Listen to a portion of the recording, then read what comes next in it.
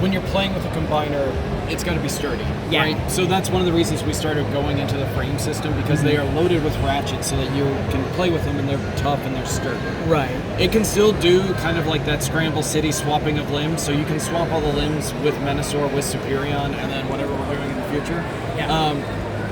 Devastator, though, he's unique, just because obviously he's a 16 combiner, so his transformation's a little bit different. So he has ratchets in his waist. The waist piece is separate, which is something that we're doing also for Liokaiser.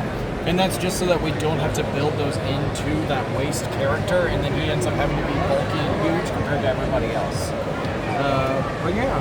So what's the ports? So the ports for him are unique, and he slides on. Okay. It's always Give me 1 second. kind of an interesting thing to look at from the development history of it, because a lot of the early even that comes I told you with about Yep. So he, like Larry Hama, Oh, he no, made that's a lot of yeah, so he slides on just like that. So Hook has all the ports built in, and then the arms, Bone Crusher and Scavenger, then have all the articulation for the arm built in. why you have And then guys it's on kind of the one same team for these where guys down like here. This waist piece is a separate piece that turns into a trailer that Long Haul can pull, and then it has like ratchets and knees built in, but then Scrapper and Mixmaster have ankle joints built into them just so they can be posed out. Wow. Yeah. It's the same for these guys as well.